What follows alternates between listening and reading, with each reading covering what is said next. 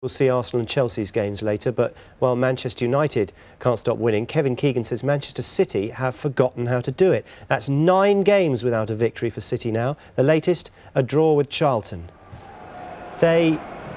City take the lead at home. This is actually Canio having a good chance for Charlton. City are dominating games. They're not picking up the 3 points. No. For me, their season reflects Nicolas Anelka's form.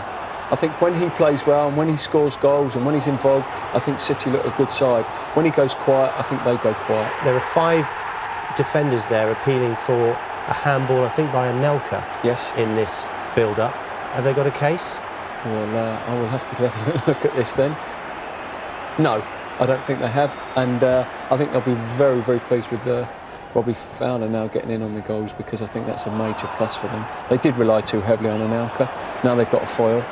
But they still can't win games, can they? That was Parker against Seaman. Now this is an interesting piece of action. It's not a free kick, is it? Well, this is why... There's no contact made there. This is why Manchester City were complaining. This is the free kick that leads to the penalty. Now, he must be a little bit off balance. There's no contact at all. No, I mean, Scott Parker must be a little bit off balance, because as you can see, there isn't any contact there at all. And from the free kick... Loses it in the flight. Barton's hand, according to the referee. It's done, isn't it? It's actually Barton. It's Barton, is it? I think so. Well, whoever it is, he's lost the flight of the ball.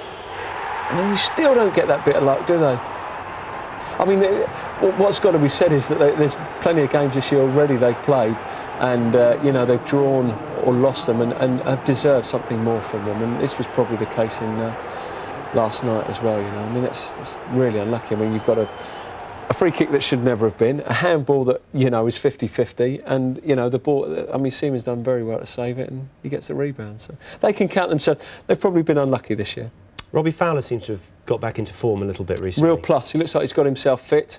He's a goal scorer, and already we've seen in the last 4 or 5 games he gets in good positions, and I think along with his sharpness and his fitness, goals will come, because all sorts of goals.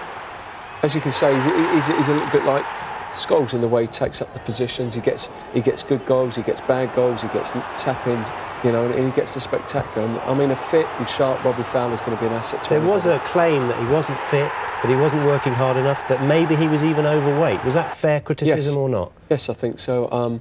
I think what he's had to put up with is a spate of injuries that would have tested anyone's character. But having said that, you've got a responsibility to get yourself as fit as possible, as quickly as possible.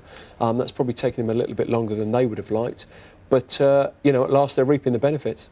And playing at this new stadium, it's often said that when you play in a new stadium, it can often unsettle sides. There was talk of Southampton when they moved away from the Dell. They've settled down. Have they settled down at the City of Manchester Stadium?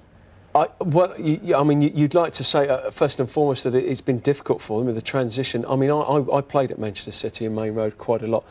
When you go to places and they say, well, that's worth a goal start, you go to your Newcastles and you go to your Liverpools when they're loud, and that is certainly the case. Man City was also something like that. You went there and the atmosphere was absolutely fantastic.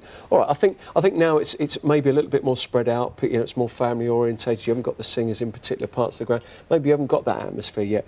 But with that will come their results. And I think the transition will take a while, but they look like, as I say, I think it's more down to a bit of hard luck and maybe a little bit of bad finishing. And do you think that Charlton can sustain their run in this Premiership? Can they get in the Champions League or not? I think it'll be difficult, obviously, with Liverpool and Newcastle. You've got to say only if Liverpool and Newcastle underachieve. If they don't, I can see Charlton, it'll be difficult for Charlton. What you've got to say is what a fantastic job Alan Kirbishy's done and what a fantastic season they're having so far.